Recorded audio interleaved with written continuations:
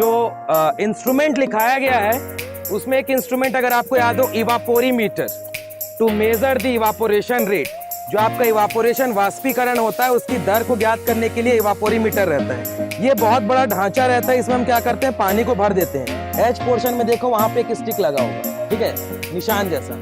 इसमें पानी भरने के बाद रेट ऑफ इवापोरेशन कैलकुलेट किया जाता है। ये अमाउंट कितनी थी यहाँ पर, उसके बाद हम टाइम देखते हैं कि भाई आज 7 बजे से लेके कल सुबह 7 बजे तक कितना अमाउंट का वाटर जो है वो नीचे चला गया। उसको फिर मैथमेटिकल फॉर्मूला में पुट करके ये निकालते हैं कि 24 घंटे में यहाँ पे कितना इवापोरेशन का रेट है। इसी के थ्रू आप यहाँ पे ह्यूमिडिटी का कैलकुलेशन करने के लिए आगे दिखाऊंगा।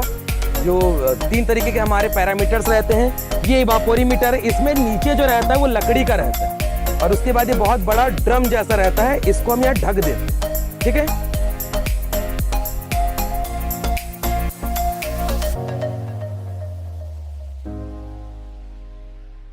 ये है आपका सॉइल थर्मामीटर। जैसे ह्यूमंस का टेम्परेचर मेजर किया जाता है वैसे ही हम सॉइल का टेम्परेचर मेंटेन करते हैं, ठीक है। अब देखो यहाँ पे सॉइल जो थर्मामीटर रहता है उसको हम अगर आप ध्यान से देखोगे तो इसका सिर्फ जो मर्क्यूरी वाला पोर्शन है उसको हम जमीन पे डाल देते हैं। उसके बाद यहाँ पे इसको यहाँ पे तार से बांध कर रख देते हैं। यहाँ पे आपकी रीडिंग आती है। जैसे यहाँ पे देखो अभी टेम्परेचर आपका शो कर रहा है लगभग 30 डिग्री सेंटीग्रेड अभी आपके सॉइल का टेम्परेचर है। तो यहाँ पे इन पैरामीटर्स के through high temperature, low temperature और ह्यूमिडिटी तीनों आप यहाँ से कैलकुलेशन कर सकते हैं। यह आपका सॉइल थर्मामीटर है, ठीक है। ये होता है आपका सनशाइन रिकॉर्डर। जो सनलाइट की इंटेंसिटी है उसको मेजर करने के लिए हम क्या करते हैं, सनशाइन रिकॉर्डर का। यहाँ पे ये जो दिख रहा है ना आपको, ये पट्टी है, ठीक है, ये कागज रहता है जिसको सनशाइन रिकॉर्डर बोला जाता है। इसमें पैरामीटर्स बने हुए हैं, ठीक है। और ये जो रहता है ये ग्लास का एक बॉल रहता है, कांच का। जैसे ही सनलाइट यहाँ पड़ती है, ये देखना यहाँ पे भी इंटेंसिटी आ रही है ये। तो यहाँ पे ना जैसे ही सनलाइट इधर से पड़ती है, ये पूरे सनलाइट का जो एक छोटा सा पोर्शन रहता है वो इस कांच में गिरता है, ठीक है। अब ये पूरा टाइम रहता है, ये जो कांच रहती है ना टाइम रहता है, सुबह के लेके कितने बजे तक, करीब सुबह के 6:18 से लेके शाम के 6:18 तक। तो यहाँ पे जैसे जैसे ये कागज जलते जाता है उसके बाद एक टाइम आएगा दोपहर का जहाँ पे ये कागज में सबसे ज्यादा जलने का ना एक ग्राफ बना होगा, ठीक है। तो ये कार्ड में ना जलने का एक ग्राफ बनता है, ठीक है। ये जैसे जैसे जलेगा, जितना ज्यादा जलेगा उसकी इंटेंसिटी उतनी ज्यादा मानी जाएगी, ठीक है। हाँ ये देखो सनशाइन रिकॉर्डर ऐसे ही काम करता है।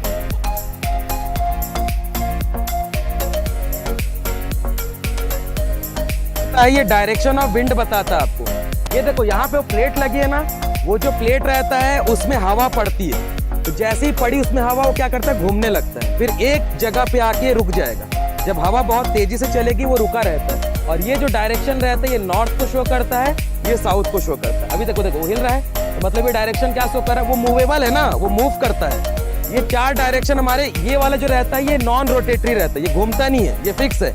मतलब इधर नॉर्थ है, इधर आपका ईस्ट है, ये साउथ है, वो वेस्ट है। जो घूमेगा वो ये घूमेगा। तो अभी क्या शो कर रहा है कि आपकी हवा नॉर्थ ईस्ट दिशा में चल रही है, ठीक है। फिर जैसे उसमें हवा पड़ेगी वो हल्का सा अगर इधर घूम गया तो साउथ ईस्ट में, फिर उधर, ये देखो, गुड बेटा। हाँ तो ये जो रहता है ये ऐसे डायरेक्शन शो करता है, ठीक है। ये रहता है आपका एनीमोमीटर। ये जो रहता है आपकी विंड स्पीड को रिकॉर्ड करता है। तो ये जो कप रहता है ना, ये ट्रायंगुलर कप बोलते हैं इसको। ये कप में जैसे जैसे हवा पड़ेगी ये उतना तेज घूमने लगता है। और यहाँ रहता है किलोमीटर, मतलब इसका स्पीड मेजरमेंट का ये पैरामीटर है। यहाँ से हम देख सकते हैं अभी 0 पे है, ठीक है।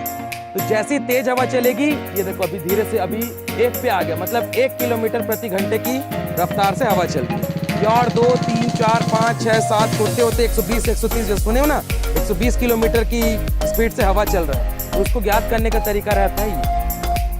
अभी यहाँ पे एक रिकॉर्ड लिखा है कि अभी तक जब से लगा है 5050 किलोमीटर रिकॉर्ड हो चुका है। इसको फिर हम अंदर से इसको वापस से न्यूट्रल कर सकते हैं, बट ये विंड स्पीड को मेजर करता है। ये जो कप रहते हैं ये हमेशा कॉनिकल शेप के रहेंगे, कभी भी फ्लैट कप नहीं रखा जाता। कॉनिकल का इसलिए रखा जाता है ताकि हवा जब पड़े तो वो प्रेशर के साथ घूमना स्टार्ट करे। अगर ये फ्लैट कप रहता है तो टेढ़ा मेढ़ा घूम सकता था या फिर ये टूट सकता है तेज हवा से। बट क्योंकि ये कॉनिकल शेप है इसलिए जैसे इस पे हवा पड़ेगी ये घूमना स्टार्ट करेगा, टूटना है। समझ गए? इसको बोलते हैं स्टीवेंसन स्क्रीन। ये ऐसे ओपन होता है, ये ऐसे ओपन किए यहाँ पे, तो यहाँ पे 2 और 3 पैरामीटर लगे रहते हैं। ये मैक्सिमम टेम्परेचर को रिकॉर्ड करता है, ये मिनिमम टेम्परेचर को, और ये ह्यूमिडिटी को। अभी देखो मिनिमम टेम्परेचर है आपका, कहाँ गया अभी, 30, और मैक्सिमम है, और मिनिमम टेम्परेचर है भी आपका 25। तो अगर आप कभी भी एक्यूवेदर को ऑन करोगे तो वहाँ पे देखा लिखा रहता है मैक्सिमम टेम्परेचर, मिनिमम टेम्परेचर, और ये रहता है ह्यूमिडिटी। अभी आपका ये भी टेम्परेचर ही 30 डिग्री, तो यहाँ से हम कैलकुलेट करते हैं।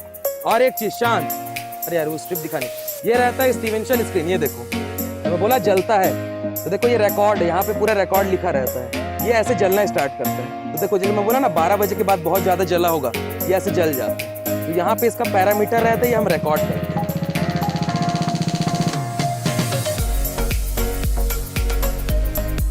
ये रहता है आपका रेन गॉज, जिसमें हम अमाउंट ऑफ रेनफॉल मेजर करते हैं। ये एक यूनिट रहता है, ऐसे निकाल सकते हैं इसको आसानी से। यहाँ पे पानी जाता है, ये किप लगा हुआ है, इस किप से होता हुआ इस बॉटल में रिकॉर्ड होता है। इस बॉटल में पानी गया, फिर इसको हम मेजरिंग सिलेंडर में मेजर करते हैं। जैसे हर दिन ये रिकॉर्ड होता है। ये आज रख दिया मैंने सुबह 7 बजे ऐसे, अब मैं कल सुबह आऊंगा और यहाँ से क्या करूंगा, उस बॉटल को ले जाऊंगा, यहीं पे मेजरिंग सिलेंडर रखूंगा और ये नोट करूंगा कि आज कितना बारिश हुआ। तो हाँ चलो, उसमें जैसे मान लो 30 सेंटीमीटर है, तो उसको एरिया से डिवाइड करेंगे।